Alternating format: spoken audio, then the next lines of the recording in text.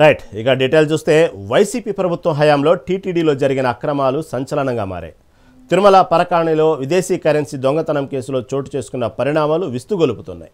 దొంగతనం చేసిన వ్యక్తికి క్లీన్ చిట్ ఇవ్వడం, లోక్ అదాలత్ ద్వారా రాజీ చేసుకోవడం వంటివి తీవ్ర చర్చకు దారితీశాయి. ఈ వ్యవహారంలో హైకోర్టు జోక్యం చేసుకుంది. లోక్ అదాలత్ ఉత్తర్వులను సస్పెండ్ చేసి కేసు రికార్డులను స్వాధీనం చేసుకోవాలని సిఐడి ఐజీని ఆదేశించింది. అసలు శ్రీవారి హుండీ దొంగతో అప్పటి అధికారులు ఎందుకు చేతులు కలిపారు? వందల కోట్ల ఆస్తుల వ్యవహారంలో ఎవరెవరి పాత్ర ఉంది? ఈ కుంభకోణంపై హైకోర్టు ఎలాంటి చర్యలు తీసుకుంటుందో తెలుసుకుందాం.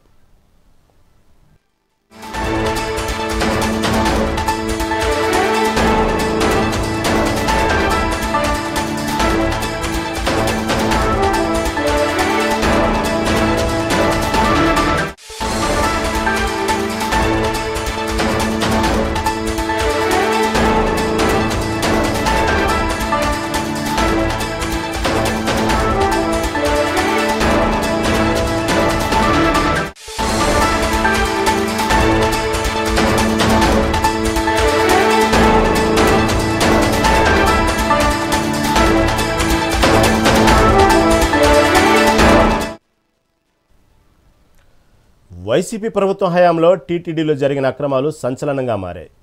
తిరుమల పరకామణిలో విదేశీ కరెన్సీ దొంగతనం కేసులో చోటు చేసుకున్న పరిణామాలు విస్తుగొలుపుతున్నాయి. దొంగతనం చేసిన వ్యక్తికి క్లీన్ చిట్ ఇవ్వడం, లోక్ అదాలత్ ద్వారా రాజీ చేసుకోవడం వంటివి తీవ్ర చర్చకు దారితీశాయి. ఈ వ్యవహారంలో హైకోర్టు జోక్యం చేసుకుంది. లోక్ అదాలత్ ఉత్తర్వులను సస్పెండ్ చేసి కేసు రికార్డులను స్వాధీనం చేసుకోవాలని సిఐడి ఐజీని ఆదేశించింది. అసలు శ్రీవారి హుండీ దొంగతో అప్పటి అధికారులు ఎందుకు చేతులు కలిపారు? వందల కోట్ల ఆస్తుల వ్యవహారంలో ఎవరెవరి పాత్ర ఉంది? ఈ కుంభకోణంపై హైకోర్టు ఎలాంటి చర్యలు తీసుకుంటుందో తెలుసుకుందాం.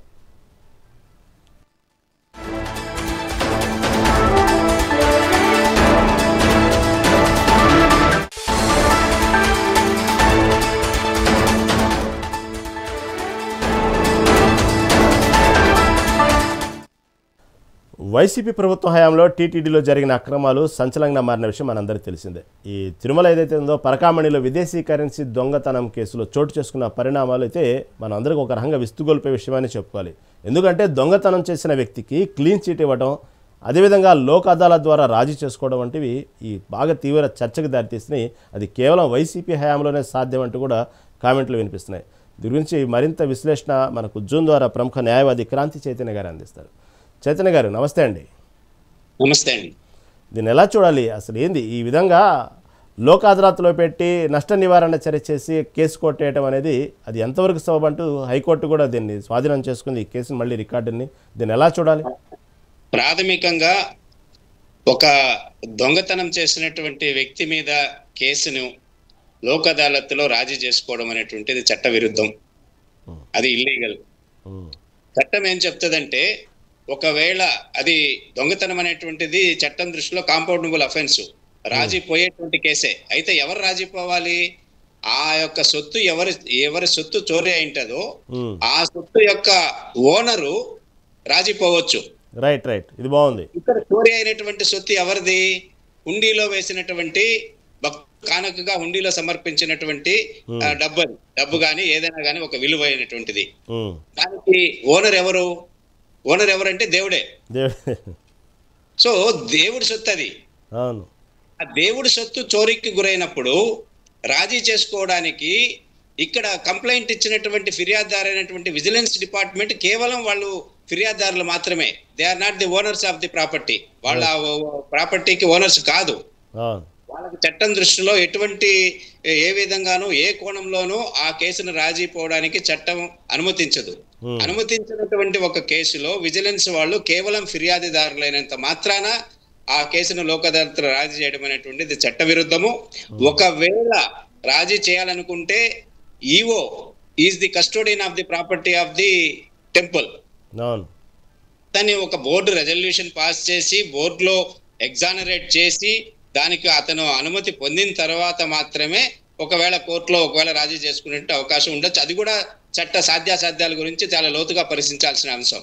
ఇక్కడ ఒక విజిలెన్స్ ఆఫీసరు కేవలం ఫిర్యాదుదారునంత మాత్రాన లోక్ అదాలత్లో అతని మీద కేసు కొట్టేయమని చెప్పి, కొట్టేయడానికి మాకేం అభ్యంతరం లేదని చెప్పి నిరభ్యంతర పత్రం అంటారు కదా, అది దాఖలు చేయడము, అబ్జెక్షన్ లేదని చెప్పడం అనేటువంటిది సీరియస్. కాబట్టే దాని మీద హైకోర్టు చాలా సీరియస్ గా రియాక్ట్ అయ్యి ఇదంతా కూడా పూర్తి చట్టవిరుద్ధమైనటువంటి వ్యవహారంగా కనిపిస్తుంది. కాబట్టి దీంట్లో లోతైనటువంటి దర్యాప్తు జరగాలి.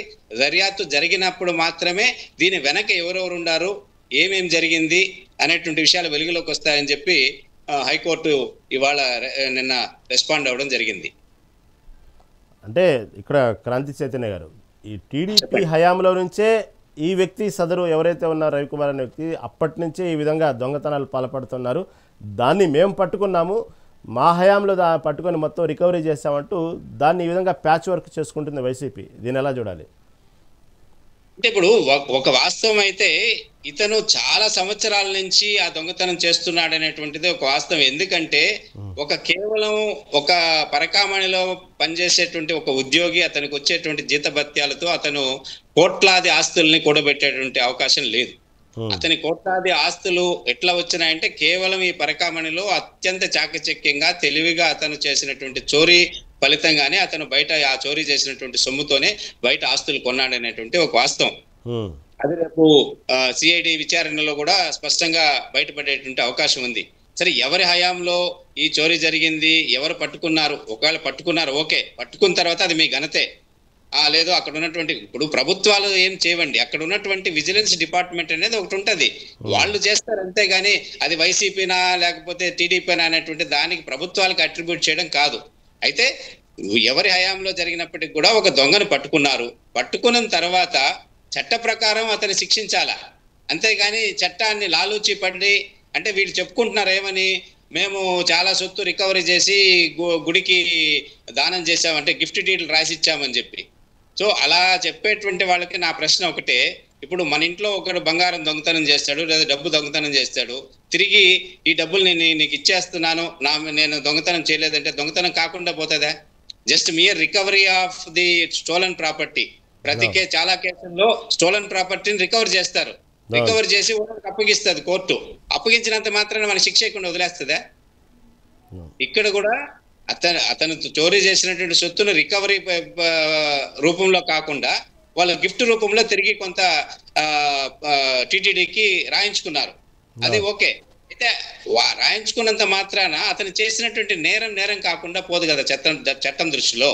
ప్లస్ ఇక్కడ ఉన్నటువంటి ఆరోపణ ఏంటి, అతను సంపాదించినటువంటి ఆస్తులు అన్ని కూడా టీటీడీకి రాసివ్వలేదు, కొన్ని ఆస్తుల్ని టీటీడీలో ఉన్నటువంటి కొంతమంది వ్యక్తులు వాళ్ళ పేర్ల మీద బినామీ పేర్ల మీద రాయించుకున్నాడంటే ఒక ఆరోపణ. ఆ ఆరోపణలో నిజాలు నిగ్గుతేలాలి, నిగ్గుతేలినప్పుడు మాత్రమే ఎవరెవరి పాత్ర ఎంత ఉంటుంది అనేటువంటిది స్పష్టంగా తెలుస్తుంది.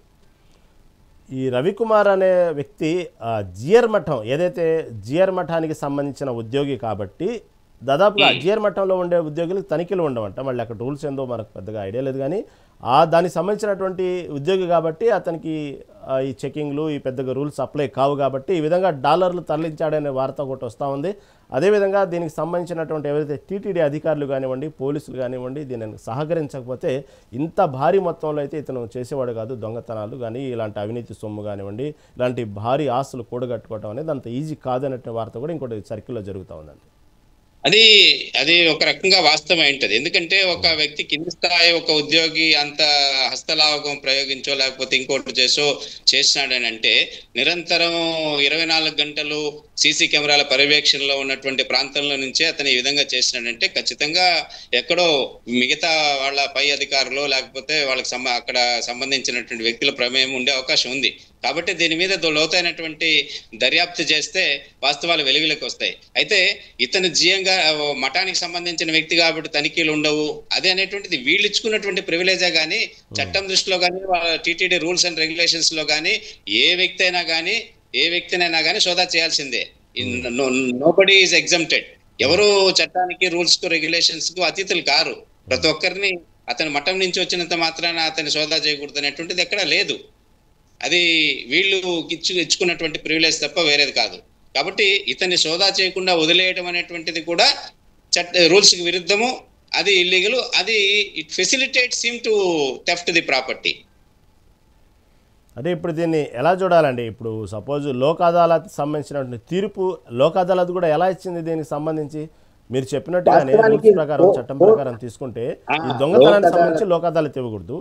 దీంట్లో మళ్ళీ అదే మన చట్టాన్ని అనుమానించాలి అనే విషయం కాదు, కానీ దీన్ని వాళ్ళకి తెలీదా?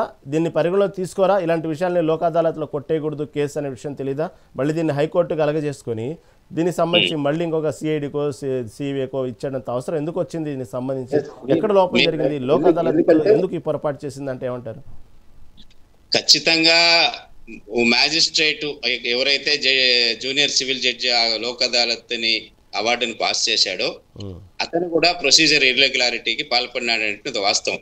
Is not suppose to pass Lok Adalat award. కాబట్టి అతనికి తెలిసి చేశాడా లేకపోతే తెలియకుండా చేశాడా అది వేరే విషయం, కానీ but passing of Lok Adalat award exonerating అంటే వీడిని శిక్ష నుంచి తప్పిస్తూ ఏదైతే లోక్ అదాలత్ అవార్డు పాస్ చేశారో అది చట్ట విరుద్ధం.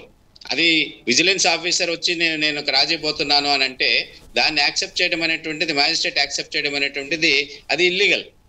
అది బై ఓవర్ సైట్ చేశారా లేకంటే, ఎందుకంటే లోక్ అదాలత్లో వందల కేసులు రాజీలు జరుగుతుంటాయి. ఏదో వచ్చారు, ఫిర్యాదుదారుడు వచ్చారు, ముద్దాయి వచ్చాడు, ఓకే అని ఓవర్ సైట్ చేశారా లేకపోతే తన మీద కూడా ఏమైనా ప్రెజర్స్ ఉన్నాయా మనకు తెలియదు. ఇవన్నీ కూడా హైకోర్టు విచారణలో తేల్తాయి. అంటే మీరు చెప్పినట్టు ఇప్పుడు దానికి సంబంధించిన ఏదైతే రికార్డ్స్ ఉన్నాయో అవన్నీ మొత్తం స్వాధీనం చేసుకోవడం జరిగింది. ఆ తిరుపతి పోలీస్ స్టేషన్లో ఉన్నటువంటి ఏది దీనికి సంబంధించిన కేసు సంబంధించిన రికార్డ్స్ కానీ ఇవన్నీ స్వాధీనం చేసుకున్నారు. దీనికి సంబంధించినటువంటి కేసు బదలాయించడం జరిగింది. అంతవరకు బాగానే ఉంది. కాబట్టి ఇక్కడ లోక్ అదాలత్లో జరిగిన పొరపాటుని మళ్ళీ లోక్ అదాలత్ మీద ఎటువంటి ఎంక్వైరీ ఉండదా? దీని వెనక ఏం జరిగిందని ఈ లోక్ అదాలత్ అవార్డులో ఏదైనాటువంటి అప్రెంట్ గా ఇల్లీగల్ గా కానీ ఫ్రాడ్ కానీ లేకపోతే ఇట్లాంటి ఇప్పుడు ఈ ఇన్సిడెంట్ ప్రజెంట్ కేసులో జరిగినటువంటి మిస్టేక్స్ ఏదైనా జరిగింటే దాన్ని రెక్టిఫై చేసేటువంటి పవర్ హైకోర్టుకు ఉంది. ఖచ్చితంగా లోక్ అదాలత్ అవార్డుని ఇల్లీగల్ అని చెప్పి రేపు ఎంక్వైరీలో తేలిన తర్వాత హైకోర్టు అవార్డుని కొట్టేసి తిరిగి ఈ కేసుని విచారణకి తీసుకోమని చెప్పి ఆదేశించేటువంటి పవర్స్ హైకోర్టుకు ఉన్నాయి. ఓవరాల్గా చూసుకుంటే టీటీడీ అంటే దానికి ప్రత్యేకంగా సంబంధించినటువంటి గొప్ప విషయాలు కొన్ని విషయాలు మాట్లాడుకున్నా ప్రతిదీ జరగకూడదు, చాలా ట్రాన్స్పరెన్సీగా ఉండిద్ది అని చెప్పుకోవటం కాదనే విషయాలు అర్థమవుతా ఉంది. అంటే టీటీడీలో ఉన్నటువంటి ఉద్యోగులు గతంలో నుంచి మనం వింటున్నట్టుగానే ఇంకా దానికి ముందు కూడా ఇలాంటి ఏదైతే ఉన్నాయో వజ్రాలు, వైడూర్యాలు, డాలర్స్ ఇవన్నీ మనం వింటా ఉన్నాం. దానికి సంబంధించి ఈ విధంగా జరుగుతుందంటే టీటీడీలో పనిచేసే ఉద్యోగుల్లోనే వాళ్ళల్లోనే ఎక్కడో కొంత పేరుకైనా దైవభక్తి, భయం అనేది ఉండదనేది అయితే క్లారిటీగా అర్థమవుతా ఉంది. ఎందుకంటే మనం సహజంగా చూస్తుంటాం. ఈ మధ్యకాలంలో మనం ఒక చిన్న కేసు అనేది కాదు, ఒక వీడియోస్ కూడా మనం వైరల్ అవ్వటం చూసాం. ఏదో ఒక అతను గుడిలో ఏదైతే హుండీ దొంగతనం చేసి ఆ సొమ్ముని ఇంటికి తీసుకెళ్ళిన తర్వాత ఏదో యాక్సిడెంటల్గానో యాదృచ్ఛికంగానో లేకపోతే దైవభక్తి రూపానో ఏదో ఒక విధంగా వాళ్ళ ఇంట్లో చిన్నపిల్లలకి ఒక్కసారిగా అనారోగ్యాన్ని పాలవటం చూసిన తర్వాత అతను షాక్కు గురైపోయి మళ్ళీ తిరిగి తీసుకొచ్చి ఎంతైతే హుండీలో అమౌంట్ తీసుకెళ్ళడం మొత్తం తీసుకొచ్చి అక్కడ పడేసి ఒక లెటర్ రాసి ఈ విధంగా నేను తీసుకెళ్ళినప్పటి నుంచి నా ఇంట్లో మా పిల్లలకి ఆరోగ్యం సరిగా ఉండట్లేదు, నన్ను క్షమించండి అని చెప్పి ఆడ ఉన్నటువంటి సొమ్ము మొత్తం రికవర్ చేసి సీక్రెట్గా పెట్టి వెళ్ళిపోయాడు. ఇలాంటి సందర్భాల్లో ఇలాంటి భయం భక్తులు అనేవి ఉంటాయి. నేను ఓవరాల్గా చెప్పేది ఏంటంటే దేవునికి సంబంధించిన ఆస్తులు, అది హుండీ రూపంలో కానివ్వండి, ఇలా డాలర్ రూపంలో కానివ్వండి, ఏదో ఒక రూపంలో దేవునికి సంబంధించిన ఆస్తి దొంగతనం చేయాలంటే చాలా గట్స్ ఉండాలి, చాలా భయంతో కూడుకున్నది. తెలియకుండా ఒక మానసిక ధోరణి కూడా వాళ్ళది భయంతోనే ఉన్నది. తీసుకున్నప్పటి నుంచి ఏదో జరిగిద్దేమో, కీడు జరిగిద్దేమో. కానీ ఈ విధంగా లేచిన కాడి నుంచి ఆ తిరుమలలో ఉన్నటువంటి నామజపం చేస్తూ కలియుగ ప్రత్యక్ష దేవ వెంకటేశ్వర స్వామి నిత్యం పూజల్లో ఉన్నటువంటి అతనికి సంబంధించినటువంటి విషయాల్లో అతని పూజలు చేస్తూ నిత్యం నామస్మరణ చేస్తూనే ఈ విధంగా చేస్తున్నారంటే దీన్ని ఎలా తీసుకోవాలి? వాళ్ళు భయం భక్తులు లేవనుకోవాలా, లేకపోతే ఒకసారి చేసిన తర్వాత ఇది మామూలుగా అలవాటైపోయింది అనుకోవాలా? ఒక్కటండి, కొండ మీద అవినీతి జరుగుతోంది అనేటువంటిది ఒక తేటతెల్లమైనటువంటి వాస్తవం. మరి ఒక దేవాలయము, ఒక పవిత్ర స్థలము, ఆ స్థలంలో ఉన్నటువంటి వ్యక్తులు, అక్కడ పనిచేసేటువంటి వ్యక్తులు అవినీతికి పాల్పడుతున్నారంటే ఇక మరి దాన్ని ఏ విధంగా అర్థం చేసుకోవాలి? ఖచ్చితంగా దైవభీతి, పాపభీతి వేరు, అవినీతి వేరు. సో ఈ అవినీతికి పాల్పడేటువంటి వాళ్ళకి ఉన్నాయా లేవా అనేటువంటిది పక్కన పెడితే డబ్బు అనేటువంటిది ఇక్కడ ప్రధానం అయిపోయి అవినీతికి ఒడుగొడుతున్నారు అనేటువంటిది ప్రపంచానికి అంతా తెలుసు. మరి హేతువాదులు, నాస్తికులు ఏమంటారు? మరి భక్తి ఉన్న చోట మరి అవినీతికి చోటు ఉండకూడదు కదా. మరి దేవుడే తన సొత్తును తన హుండీలో వేసినటువంటి కానుకలను కాపాడుకోలేని పరిస్థితుల్లోకి వెళ్ళిపోతున్నారు. ఏం చేస్తున్నాడు దేవుడు అనేటువంటి ప్రశ్నలు నాస్తికుల నుంచి హేతువాదుల నుంచి వస్తున్నాయి ఈ రోజు.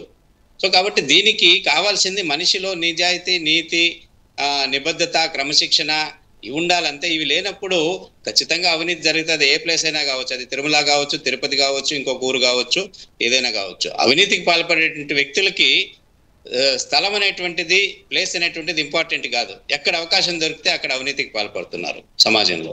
దాన్ని మనం అర్థం చేసుకోవాలి. Okay, right. ఓవరాల్గా క్రాంతి చంద్ర మీరు చెప్పిన దాన్ని బట్టి దానికి సంబంధించిన లోక్ అదాలత్ని, దానికి సంబంధించిన పవర్స్ని చేతిలో తీసుకుని లోక్ అదాలత్ జరిగిన పొరపాటును కూడా సరిదిద్దే ప్రయత్నం హైకోర్టుకి దాని పవర్స్ ఉన్నాయని మీరు చెప్తున్న దాన్ని బట్టి అర్థమవుతోంది. చూద్దాం, లోక్ అదాలత్లో మొత్తం దానికి సంబంధించిన కేసు కొట్టివేసి మళ్ళీ రికార్డ్స్ కూడా హైకోర్టు స్వాధీనం చేసుకుని సీజేకి బదలాయించింది. కాబట్టి దీనికి సంబంధించి ఏం జరిగింది, భవిష్యత్తులో వైసీపీ ప్రభుత్వంలో జరిగిందని కాదు, టీడీపీ నుంచి మొదలుపెట్టాడని దొంగ ఎప్పుడు మొదలుపెట్టినప్పటికీ కూడా, కాకపోతే దీన్ని లోక్ అదాలత్లో పెట్టి కొట్టేయాలి అనేటువంటి ఆలోచన కేవలం వైసీపీకి మాత్రం వచ్చింది. హ్యాట్స్ ఆఫ్ అంటూ కామెంట్స్ వస్తూ ఉన్నాయి. దీని గురించి చూద్దాం భవిష్యత్తులో ఏం జరిగింది. చక్కటి సలహాలు, సంప్రదింపులు, విశ్లేషణ ఇచ్చారు క్రాంతి గారు. ధన్యవాదాలండి.